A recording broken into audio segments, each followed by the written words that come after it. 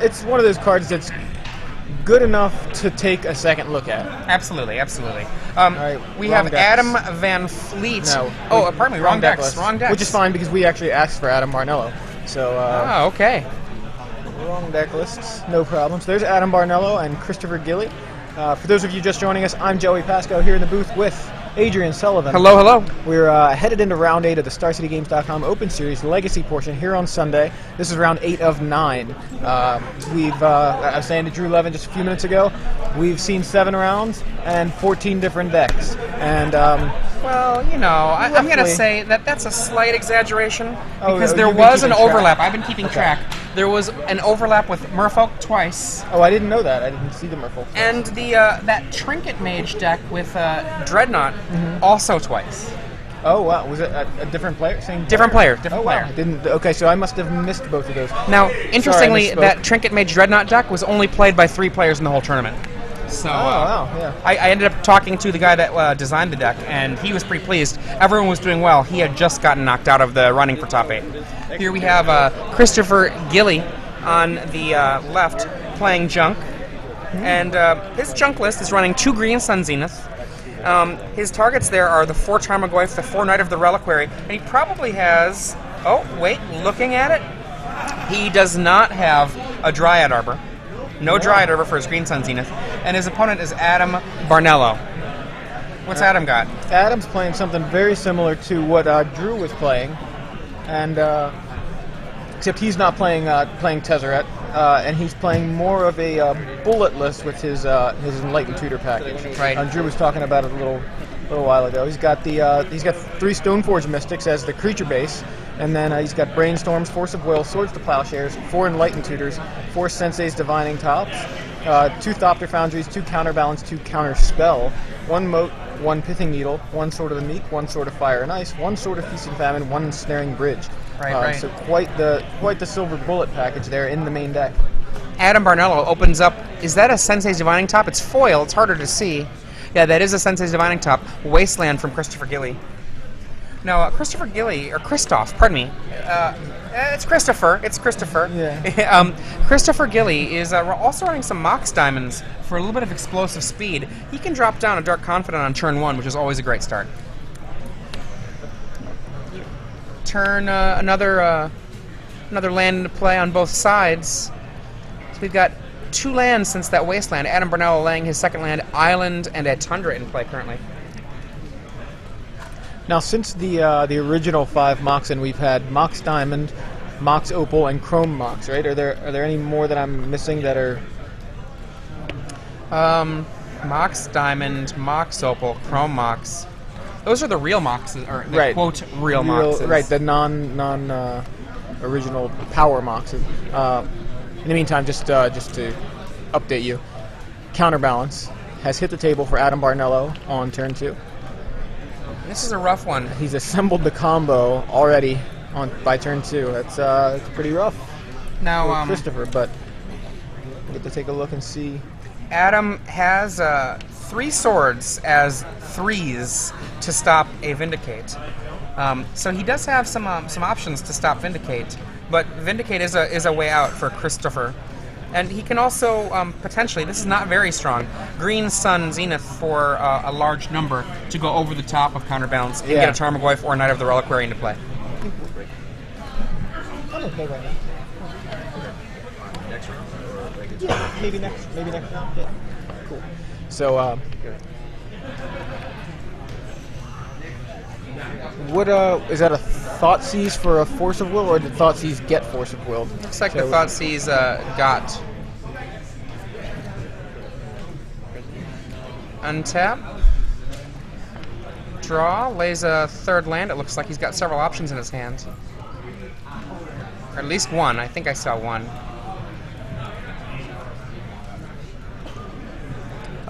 His hand is in the shadows. Yeah. Kind of tough to tell. There it is. Wasteland. Wasteland, your only target. Now, we saw before in one of the previous matchups how running the Wastelands as an attempt to hurt the player with the top It can work, absolutely. Yeah. But it's also very easy for a top to just pull you out of the wasteland hurt. So sometimes it's sort of like other formats like Standard, where if you're a little bit ahead, the tectonic edge will help. Well, here, Adam Barnello is definitely ahead because of the top counterbalance. So wastelanding does have a little bit of extra risk for Christopher Gilley. He can run out of land, where Adam Barnello is much less likely to.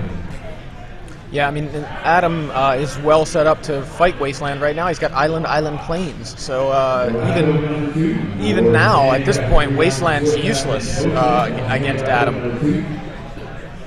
Your standing after 3 rounds of switch has been posted. So as I was saying about the Moxes, the non-power Moxen. I guess the term is Moxen, I should say, not Moxes. Right. It's so easy to slip into Moxes. Yeah, Vindicate here. And He goes for the land with that Vindicate. Enlightened Tutor is going to get a sword. Yeah. And there goes the whole path of Vindicates to get out of this. Yeah, that's one of the. I feel like if you want to play something like Counterbalance, I feel like Enlightened Tutor is the perfect card to supplement that strategy, because not only does it get the combo pieces, but now you can grab and put whatever on top of your deck to counter the spells. So it's just it's so strong. Now, normally Enlightened Tutor is just card disadvantage, but here, like you said, making it turn into a counterspell. Here we go, Stoneforge Mystic.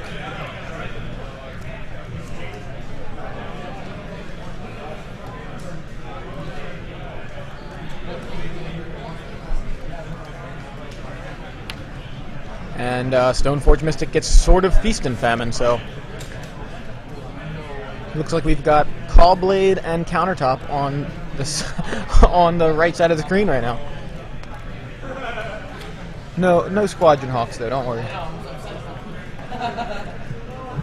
But about those Moxen, I was going to say I really like Mox Diamond. I think it's my favorite of the my favorite design of those three. It's my favorite as well. And we're going to do a quick check. Hey, do we have a 3 in there? And I don't think so. I think I saw Force Jace and something else. It might be worth his while to force this. He can put that Force of Will into his hand. Nope, he says it's okay. That resolves. He has, I think, is that a Sword of the Meek in hand? And something else?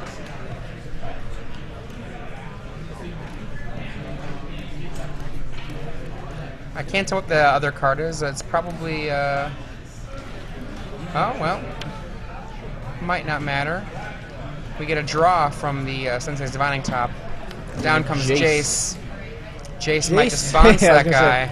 Jace went to have a little conversation with that Knight of the Reliquary. And Adam says, go ahead, I'm not even going to bother attacking into your Maizavith.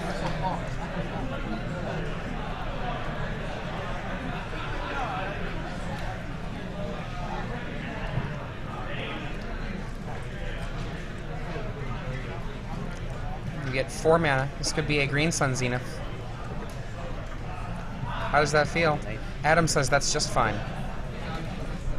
In comes a Knight of the Reliquary.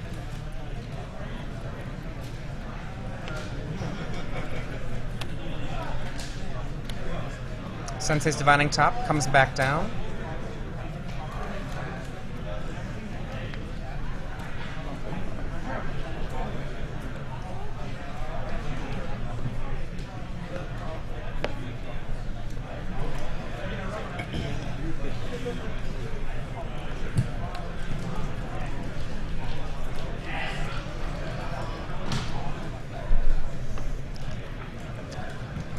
Christopher lays a Wasteland. A large number of basics on the other side of the table. Mox Diamond. We'll check with the counterbalance after we do some rearranging. I see a Force of Will. I see is that a counterspell and a land? Yeah. Counterspell? It was counterspell. Gotta Land love it. counters the Mox Diamond.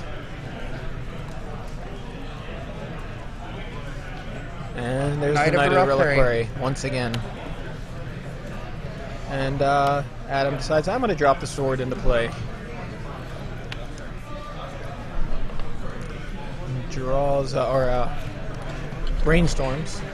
Yeah. Actually, I'm sorry. He's divining topping. He's divining. Yep. We've got a draw here. His Jace, if he chooses, can just very easily pop that Knight of the Reliquary back into the hand before anything bad could possibly happen.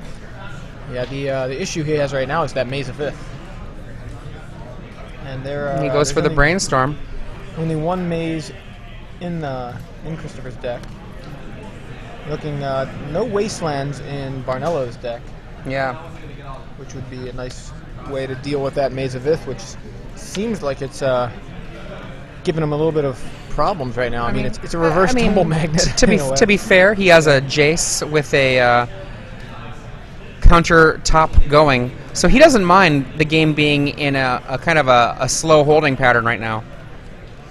With the Knight of the Reliquary not really able to fetch anything of note that's going to help him get out, Adam's lands are basically basics, so Wasteland isn't too effective.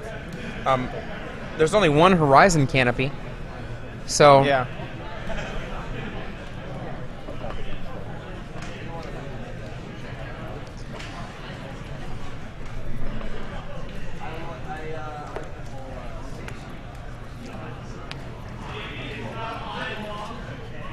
Adam Barnello does have a Pithing Needle to shut down that Maze of It. Comes to that. That's a nice answer.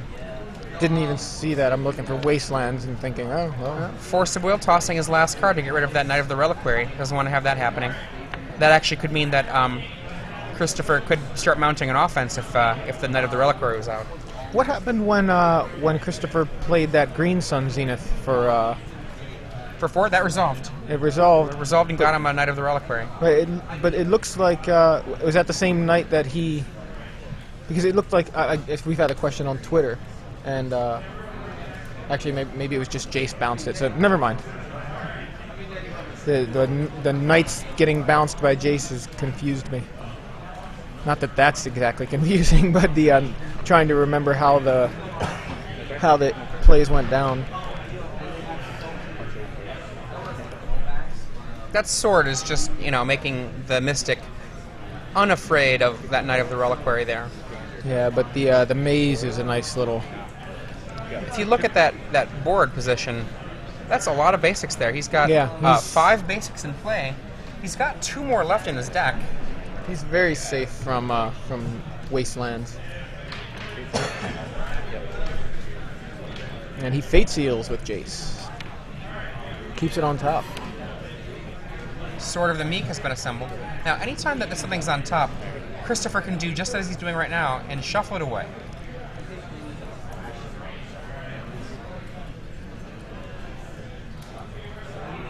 At this point, if I were Adam, I'd almost just start Fate Sealing myself. Even though, you have the counterbalance Sensei's Divining top, just moving one of those 3 cards to the bottom just to get it out of there, because you're not going to get any real work out of the Knight of the Reliquary there, stopping your Fate Seal from actually working. Yeah, it's a good point. If you want Jace to tick up, then it seems way more worthwhile to do it to yourself at this point. Okay, here's the draw. The Horizon Canopy that was searched for has been dispatched to the graveyard for an extra card. Christopher right now really looking for a Vindicate to start things off.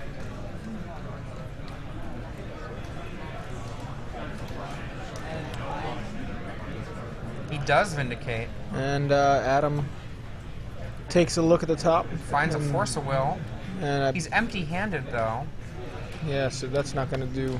He cracks a land looking for something else. If this Vindicate does the job that it wants to do, it's possible that Christopher can come back into this game that otherwise had looked pretty troubling.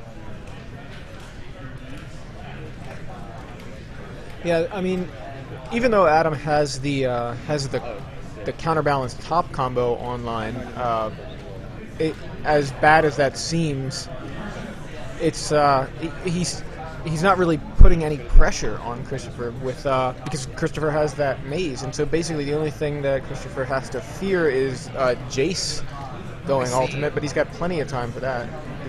Brainstorm something. I couldn't see it. It looked like it was a sword then, since the Vindicate got countered. Must have, yeah, must have been. So, he rearranges it to put a Brainstorm on top after it's done its work. Jace. looks like he's Looks at ticking the up. top again. Gonna take a look. I mean, maybe he's just saying, He could be scouting. yeah. And again, Christopher Gilley here just undoes the work of the Fate Seal. Yeah, I And mean, also thins his deck of. Christopher Gilley's going to be doing that same play regardless. Right. It's true that he only has a grand total of 5 dual lands in his deck that are true duels. So he can't do this forever. one thing of note is that Adam could be looking on top and going, I'm going to keep it on top no matter what, because he's going to shuffle it away with the knight anyway. Yeah, well, I mean, that's just why I think Adam should do it to himself. Yeah. He gets more value out of it in that way. Like you said, maybe it's more of a scouting thing. The information is relevant to him. And Yeah, you could find out one more piece of information.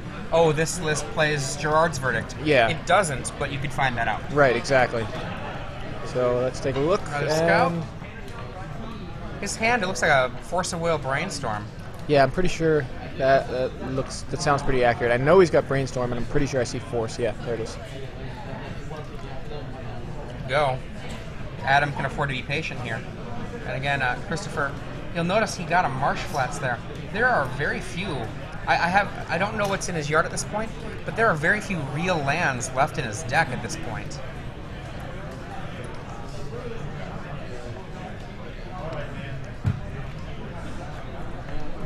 He's certainly making that knight Huge. huge, yeah. We appear to have a word. Alex Bernsini is 7-1, winning in, drawing in perhaps. Chasing down level 8 status. He's got a good start getting there. Yeah. Going at a good pace to that level 8.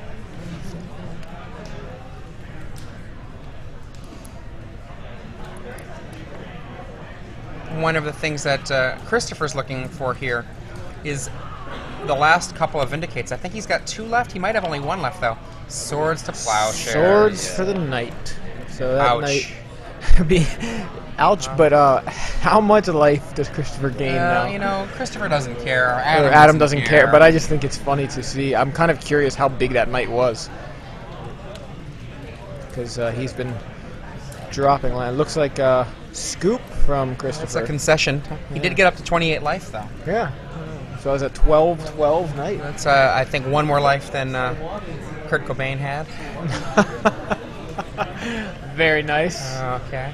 Very nice. Janis Joplin, if you prefer. Yeah. Jimi Hendrix. There we go. The Club 27, right? Yep. Jim Morrison.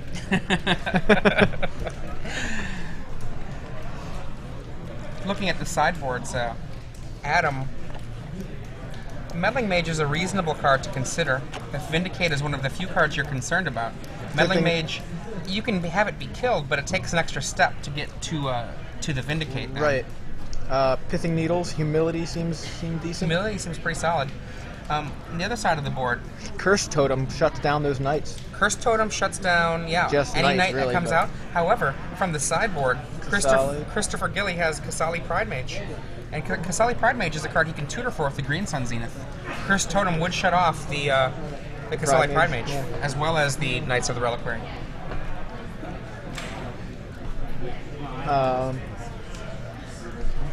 Interestingly enough, Adam's deck. I mean, I just saw the Gaddock Teague in Christopher's sideboard, and took a quick glance at Adam's deck, and this is a deck that is quite resilient or just safe. It has no problem with Gaddock Teague. I mean, basically, it's like Jace and that's it, and Moat. Well, a turn 1 Gaddock Teague turns off Force of Will, which is one of the big calls for the deck. Yeah, that's the only card besides Jace and Moat. Yeah. Humility, though, it'll shut that off. Not shut it off, but keep it from being played. I just find it interesting. It's just a one of, and I don't think Christopher brings it in, but maybe he does. Maybe he figures that's worth shutting off Force of Will.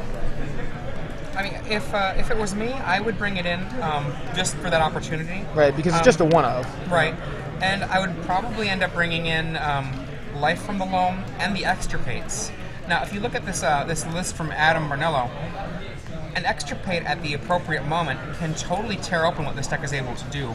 There are very few paths to victory in the deck. Plus, he's shown his opponent a Sword of the Meek, and getting a Sword of the Meek out of the mix shuts down an entire path to victory. Yeah. I mean, sideboard aside, Adam only has 3 Stoneforge Mystics in a deck. He's got 2 Inkmoth Nexuses, though. That's interesting in a Legacy list. Haven't seen that a lot.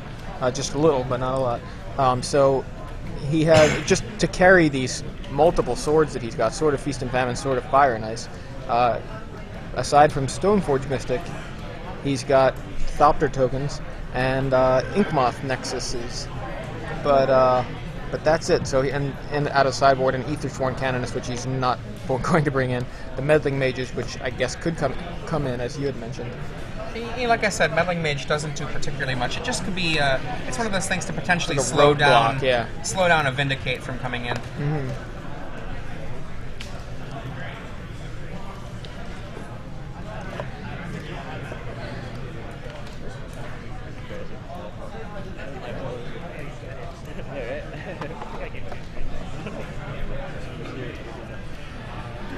So for anyone who's just joining us, you're watching SCG live coverage of the StarCityGames.com Open Series here in Boston. We're watching round 8 of the Legacy portion. This is round 8 of 9. I'm Joey Pasco here in the booth with Adrian Sullivan. Hello, everybody.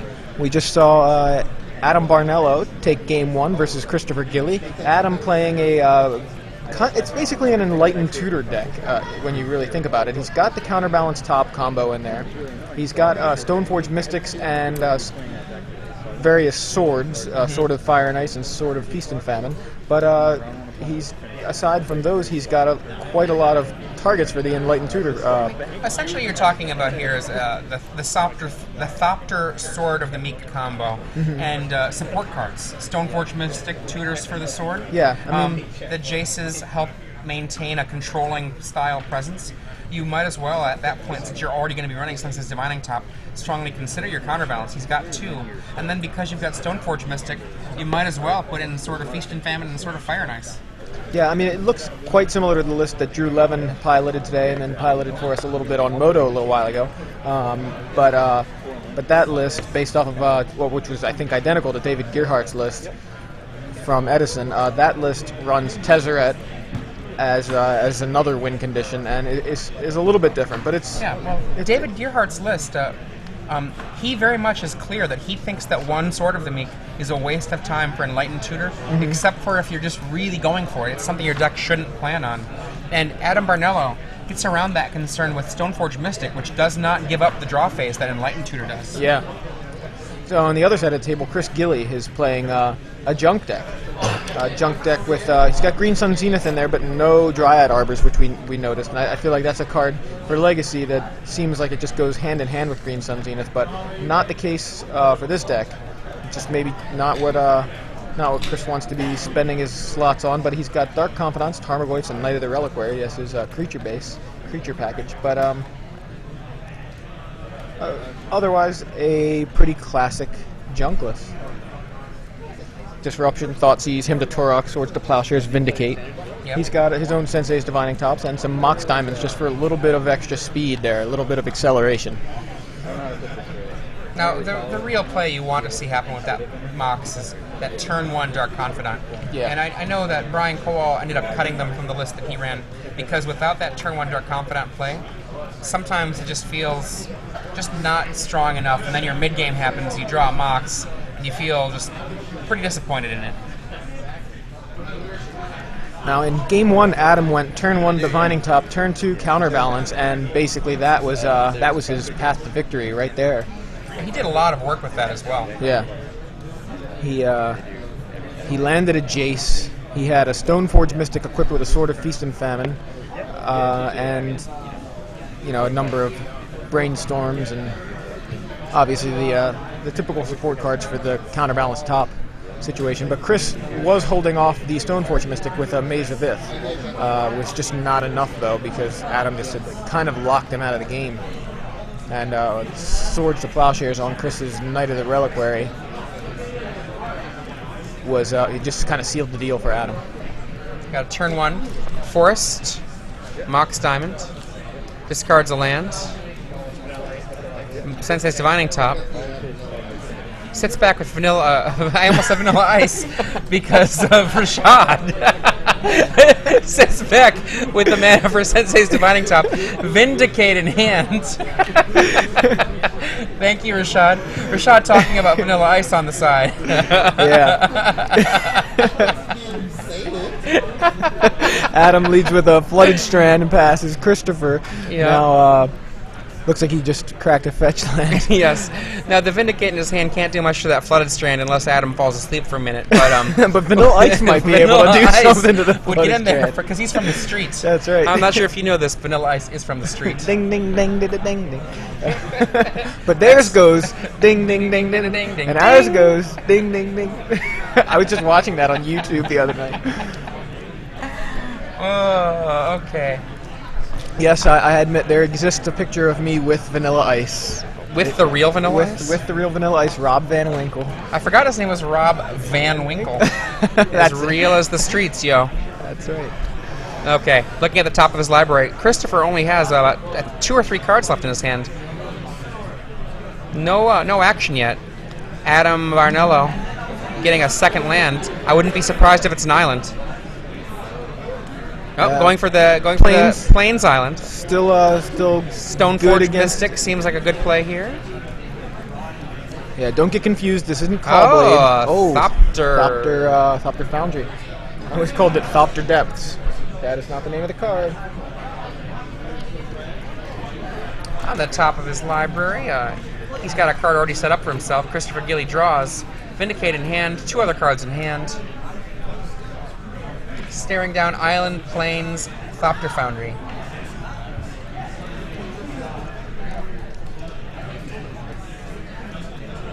And there's the Green Sun Green Zenith. Suns for 2. Could very Says well good. be a Tarmogoyf coming down in Adam's future. I think Tarmogoyf is very likely. Yeah. It's a Kasali Pride Mage. yeah. Attacks for 3 and can take care of a problem. That's just a one of, so.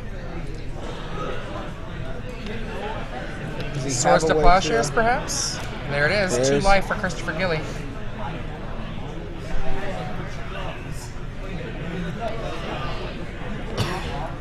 He has no way of getting that back. Now that guy's gone for good. Yeah. And with the way that the rules work now, even if he had Living Wish, he can't get it anymore. Yeah, I heard that and had completely forgotten about it. But Makes me sad, honestly. yeah, I don't think that Wizards needed to go that way, but... I want to see the wishes. I mean, that's one of the.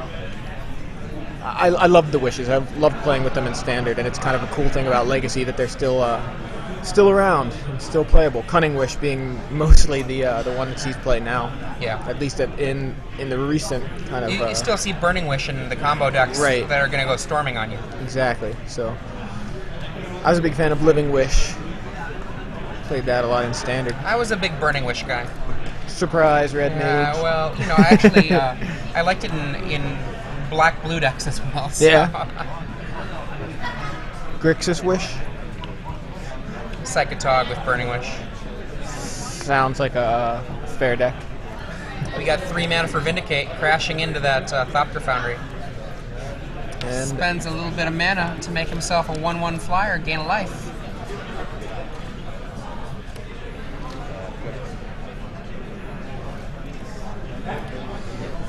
all right, Adam. Jace in his hand. And Pithing Needle, I think, is what he just drew.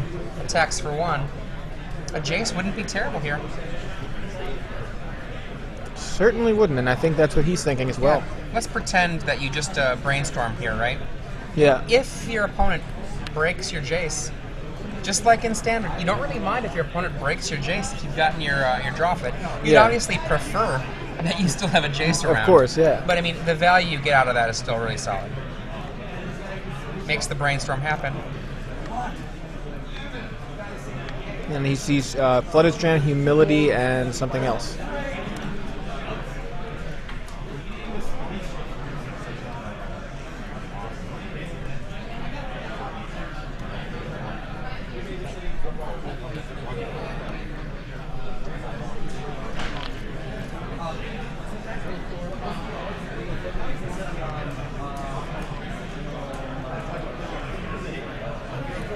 Sensei's Divining Top, looking for some new cards. Dark Confidant. So There's it's a Dark Bob. Confidant, yep. I think there's a path or Swords to Plowshares in Adam Barnello's hand. Regardless, there is a Jace if he wants to just bounce it. Yeah, I don't think that Bob's going to be too much of an issue. Yeah, I believe there's the swords right there. Adam's, Tax for 1. Christopher goes down to 18. he's about to get a nice little 1 right back up from that sword. A couple of bits of life there. Back up to 20 for 21 for Christopher. 18, right? Just its toughness. Right, because he was at, was he just at 18 or 17? I'm confused with what his life total was now, so. Yeah, me too. Christopher turns that Sensei's Divining Top into something else. Oh, nope, left it sits there. And Python Needle says Sensei's Divining Top. And then Jace says, let's bottom that card.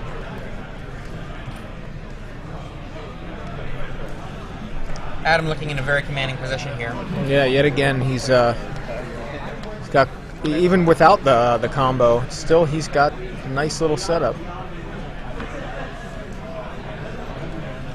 There's a Knight of the Reliquary from Christopher.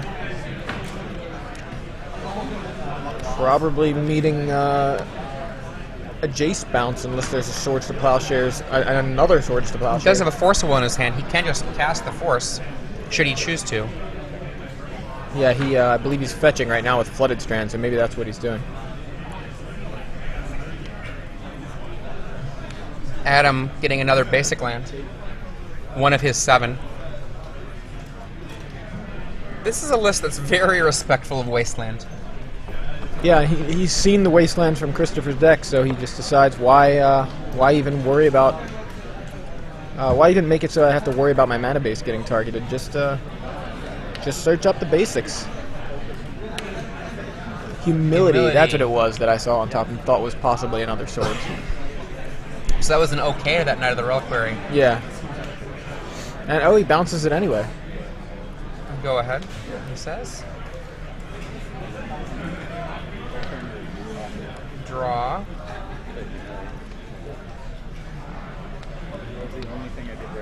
Christopher Gilley sitting with a anemic Sensei's Divining Top. It's been shut down by that Python Needle. Humility doing some work. Christopher wastelanding a single land and then laying a 1/1 Knight of the Reliquary because of that Humility in play. Yeah, that's the only Wasteland target available. Christopher decides may as well take advantage of it now.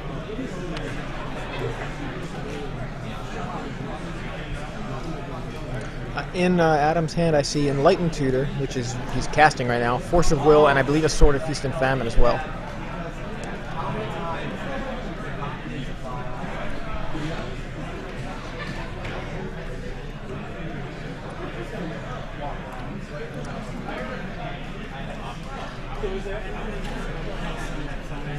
What's his choice going to be? Is it going to be a Thopter Foundry? It looks like it is.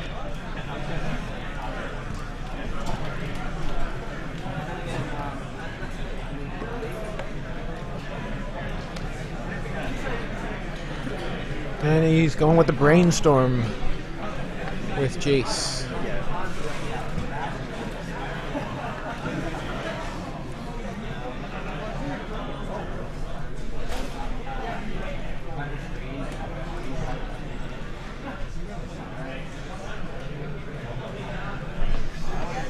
Adam puts a land into play most likely. He's thinking about a new way out. Nope. Sword. Okay, his hand is Thopter Foundry and a Force of Will and one last card. I think it might be Ensnaring Bridge, but I'm not sure. Yeah, I'm having trouble telling as well, but things aren't looking great for Christopher if he can't deal with Thopter holding a sword. Christopher Gilley dropping a Tarmogoyf. But it's a 1/1 Tarmogoyf. In its heart, it knows it's bigger. Yeah. The sword is equipped. Away goes the last card in Christopher's hand. Adam Barnello untaps. Now he's got the Jace Sword of Feast and Famine combo. If he chooses, any creature that comes into play can be not long for this world. Thopter Foundry hits. So it's Leia Sensei's Divining Top as well. Even though it's got a Pithing Needle on it. Kitchen Finks.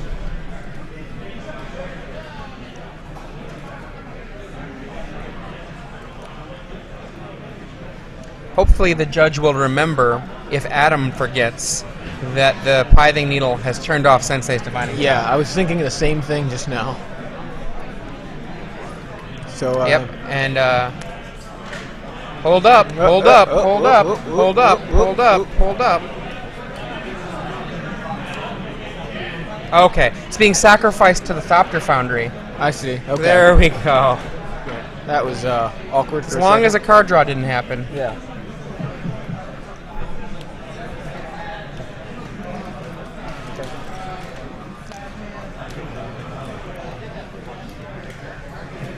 And I'll take a look at what you got over there, and you can keep it.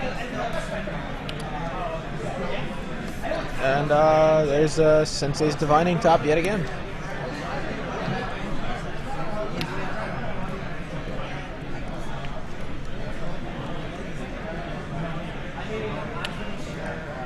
And another Thopter token coming into play for Adam. Moving the sword over to that Shifting to the other side. new Thopter.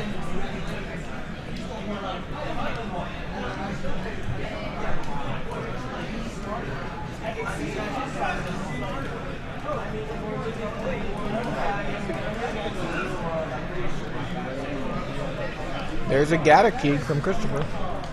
That would be a really cool creature with a neat ability if there wasn't a Humilian play. Yeah. Untap. Adam draws. I think that's an Enlightened Tutor. Yes, it is.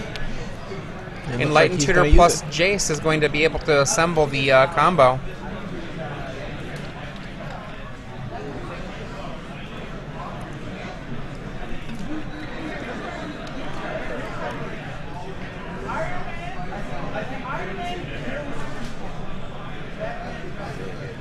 In the background, if you're able to hear the people talking, there's a conversation about who wins between Iron Man and Batman. If you have an opinion, maybe you should voice it.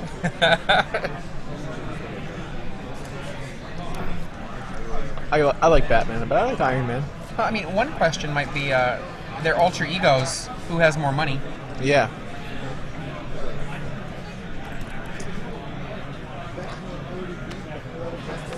So there's Sword of the Meek. Sword And, of the Meek Thopter Foundry doing some work. Rashad exclaiming from the side from the side of us. from the sideboard. I was gonna say from the sideboard. It's Rashad exclaiming from the side that Batman already beat the entire Justice League. So if any people are out there wondering, Rashad has a favorite in that matchup between Batman and Iron Man. There it is. The concession from Christopher Gilley.